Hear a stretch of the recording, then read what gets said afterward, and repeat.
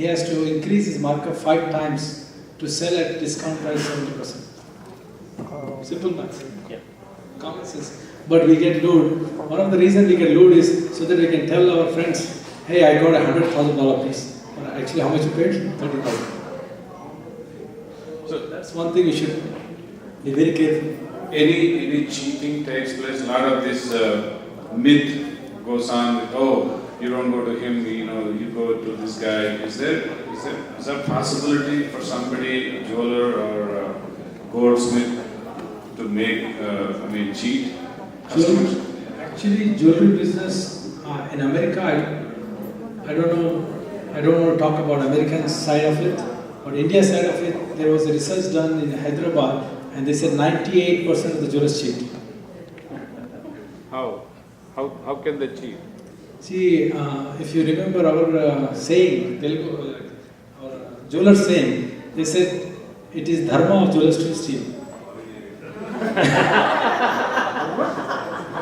No, but how do they, where they can cheat? Actually, there are several places they can cheat.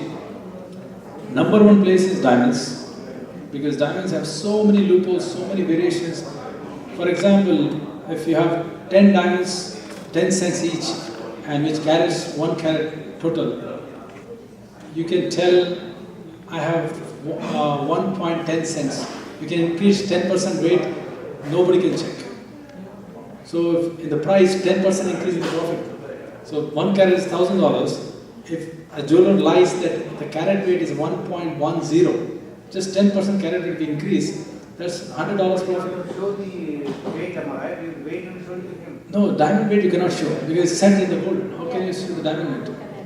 Oh, Because it's in the setting. Stones also, right? All the stones. And they're going to use 80% gold Yeah. for diamonds, otherwise it won't fix it. Yeah.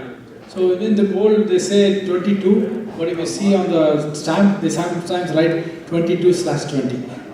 That means whatever diamond. It's not 22 altogether. So, what questions we need to ask a jeweler to make sure? See, first of all, as I told earlier, that you go to a reputable jeweler. Number one point, you see the reputation of the jeweler, and you make sure that the jeweler is famous for his quality. So, a lot of time we go with nowadays especially we are going with the glamour, not some jewelers are very popular, they have big advertisement, Aishwarya Rai is modeling for them, and they get, oh, let's just go to the jeweler. But they are the ones who are trying to cheat you. Short-term money, quick advertisement, quick marketing. So go to the jeweler who is loyal, who is trustworthy, who has good name in the society, people are bought from him. And take a friend with you who has some knowledge.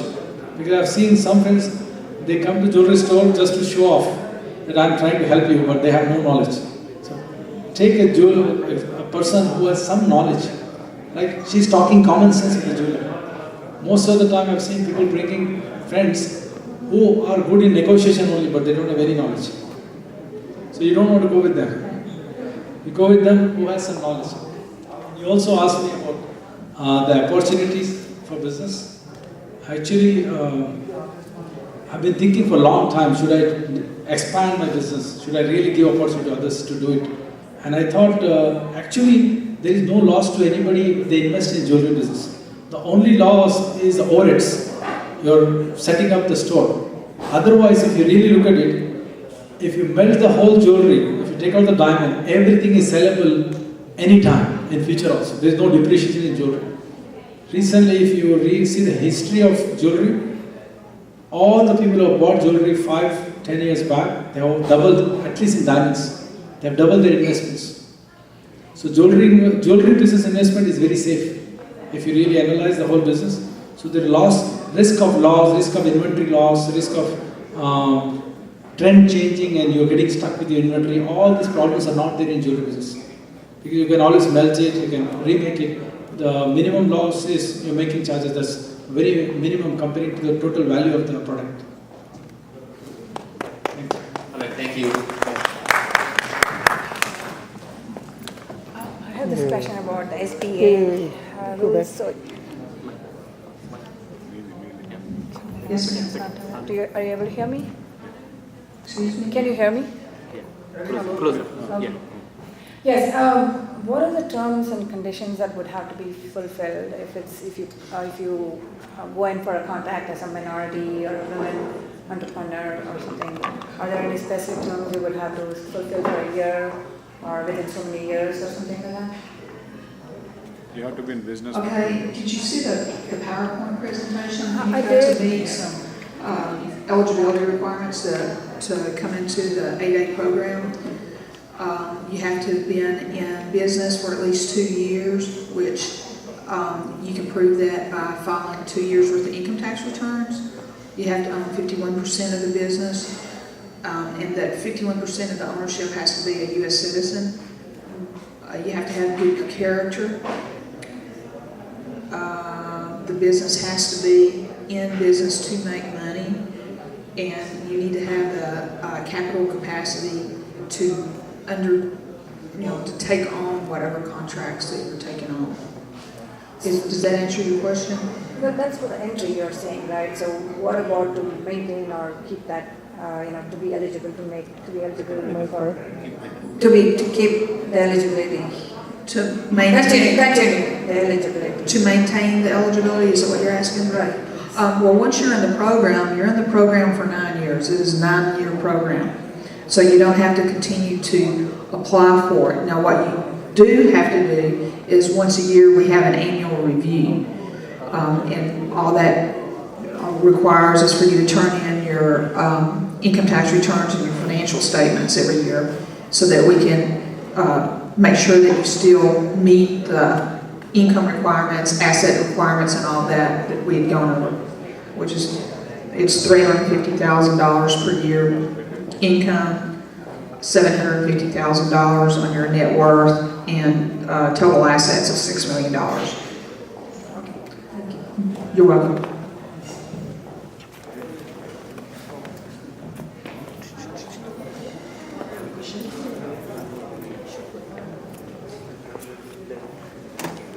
I would like to thank all the panel members for having a great presentations today. The answer to my question is just one word from each of you. It only takes 5 seconds.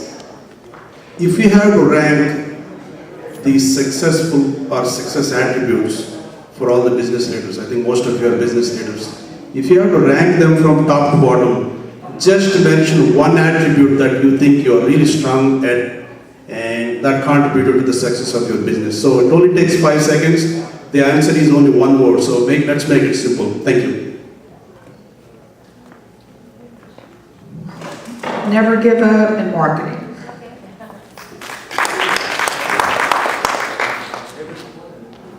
If I look at mine, I think it's service. Service is my main reason for success. Yeah, I would agree, good quality to customers. Is that? Question is specifically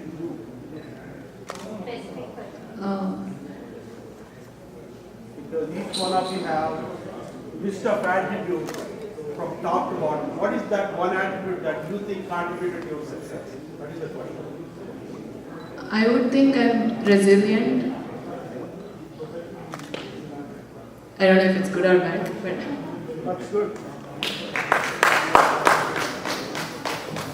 integrity. That's a hard one to beat, but preparation, the sacrifice of time and preparation. The main thing for my success is trust. People put a lot of trust on me. Quality and service. Thank you so much.